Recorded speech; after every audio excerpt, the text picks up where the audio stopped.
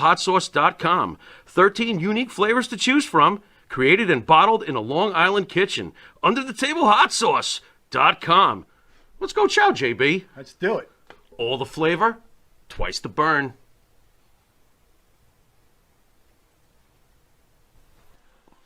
All right, welcome back to Long Island's #1 pro wrestling broadcast, Monte DeFaro, produced out of Indie Music TV, which we just found out that the box of wine is empty. That's rough.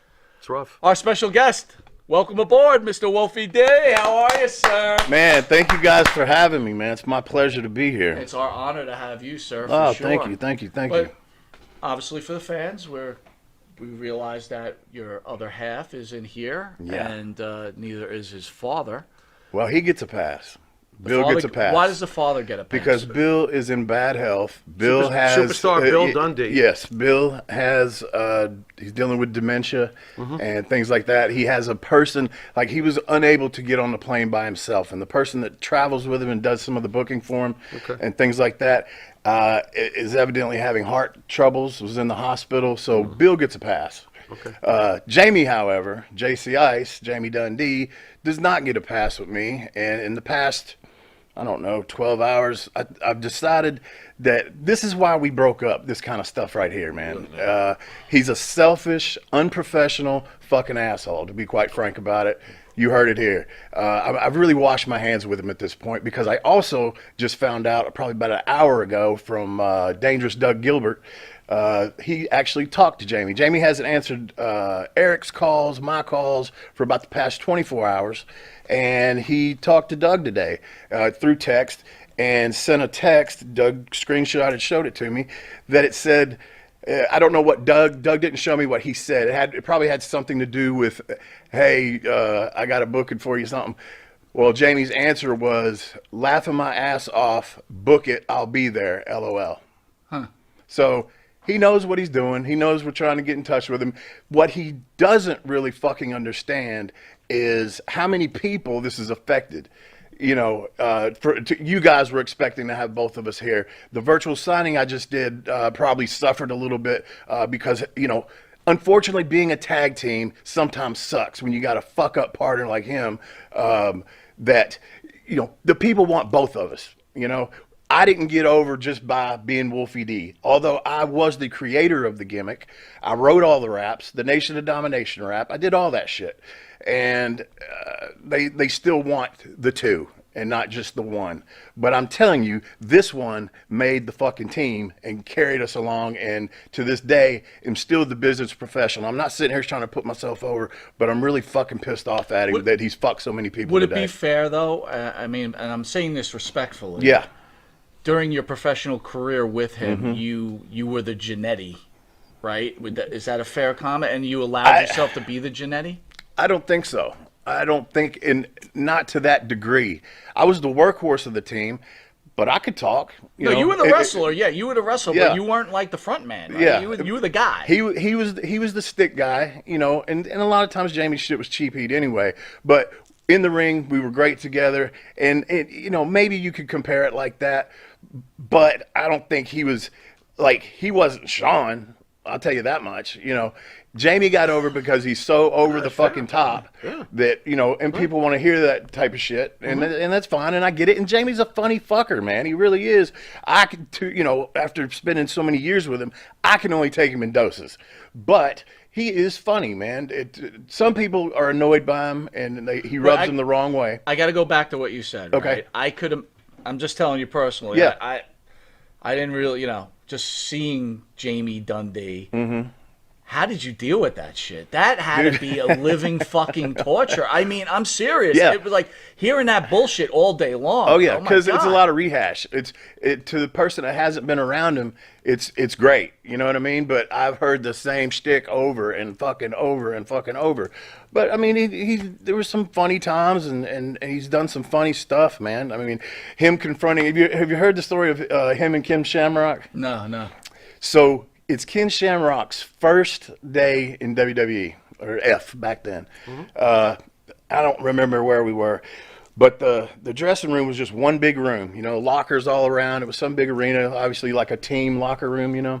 So there's a big open area. Well, it's kind of early in the day. Ken's already dressed, okay? And he's sitting over there real serious, not really talking to anybody.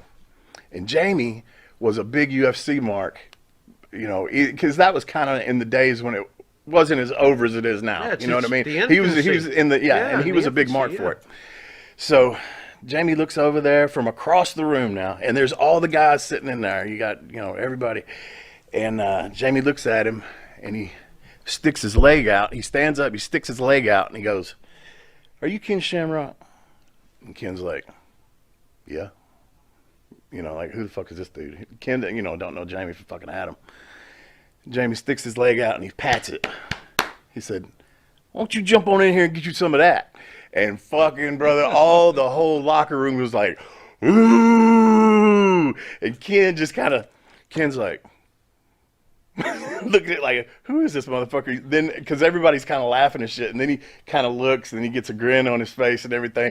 And I don't remember how Jamie ended, but only Jamie can get away with shit. If I would have done that to Ken, he'd probably jump up and tackle me. Right, yeah. But Jamie could get away with shit like that. He also had this thing that he would do, and I want to say it was that same night.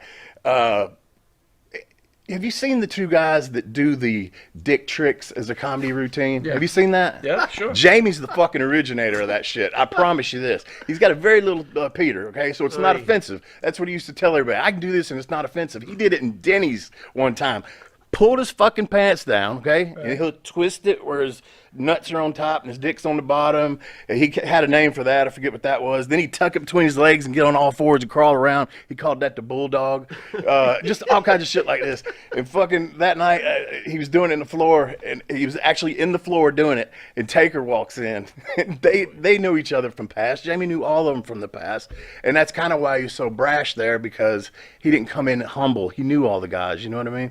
So Taker walks in, he says, "Jamie, I'd shake your hand, but every time I see you, you're playing with your dick." There you go. Oh my Shit God. like that.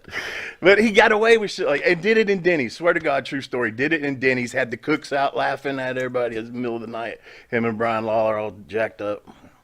How was Brian Lawler? Did you get along with that guy? Yeah, I got along with Brian. I loved working with Brian. Brian was a great worker. We had great matches against each other as well as with each other. And as a person, now we all know he had his demons and shit like that. And when he would get really fucked up, he was a weird motherfucker, man. Like, he would get very violent and things like that. But then the other Brian was the guy that would, you know, take kids and do special things for them at the shows, you know, stuff like that. But yeah, I liked Brian, man. You've been the partner of a you know, the son of a Dundee, and Yeah. you've gotten to know the son of a Lawler. Mm-hmm. How heavy is the weight for those guys to have to carry the shadows of their fathers? I think that's probably both of them's. That was their downfall, was that, you know. And Bill Jamie would tell me stories, you know. He was never around, first of all, because that was in his heyday, you know. He was never around. And when he was, you know, wasn't a father to him. And Lawler wasn't really, I've always said this, man, with Kevin and Brian, was more like their buddy than their dad, you know. At Brian's funeral, though, I saw a whole different side of Jerry. You know, he broke down, cried. That's the first time I'd ever seen Jerry show any kind of emotion like that and things like that. But yeah, man, Bill used to fucking, you know, slap Jamie, but Jamie would steal from him. He'd steal his gimmick money and like go to the arcade. And one time Bill tracked him down at the arcade and fucking spun him around and slapped the fucking shit out of him right there at the fucking middle of the arcade and shit. So I mean, it's got to be heavy. It really does. You know, Brian got ribbed heavily when he first went to WWE. You heard the stories about that. They duct taped him to the fucking toilet and all kinds of shit. No, can you tell one? That one I know. I wasn't there. Duct taped him to the toilet? Yeah, he was taking a shit, and JBL, I don't know, somebody else, they went in and duct taped him literally to the fucking toilet. Wow. What's your memories of JBL? Is he the asshole everybody seems to, you know, hear about? Or what? He was all right with me, man. He thought we ribbed him one time and was going to get him back, and we really didn't. It was early, and we was at an arena that had a gym in it, right? And we walked down there, and we saw that it was open, and it was open. People were in there working out. And as we were walking back, we passed him. You know, in some of those arenas, there's a long walk. So as we pass him, he's like, "Hey, is the gym open?" He's like, "Yeah." So he just turned around and went and got dressed. Well, by the time he got back down there, it was closed. Oh my God. So he comes to us, oh, that's fucking real funny, guys, real fucking funny. I'm going to get you. Man, we swear to God, it was open. I want to go back to Brian now. Okay. What are your thoughts on what happened that night in that cell? I mean, obviously you don't know, but I just want you to share your thoughts. I mean, it's such an open case. Like, how does this even happen? Well, I think it's fucking weird that the cameras just happen to be out, or so they say, you know, and that nobody was watching. They say he had defensive marks on the insides of his hands, and that the marks on his neck didn't go right here where his hands were. So there's marks around here. And I don't see, how the fuck do you hang yourself from a jail bunk? I've been in jail, and it's not that high. How the fuck do you hang yourself from that unless you just kick your feet out and kind of slump down? And I don't. Right. It doesn't make sense to me, man. And I think Brian liked Brian too much to do something like that. But at the same time, you never know what state of mind he was in. I know that he had, was telling his dad on the phone, before that happened that day, and I think the previous day, stuff like that. Dad, you got to get me out of here. These motherfuckers are corrupt, and this sheriff don't fucking like me, and blah, blah, blah, blah, blah. So, I mean, if I was just a guessing man, I think something shady happened.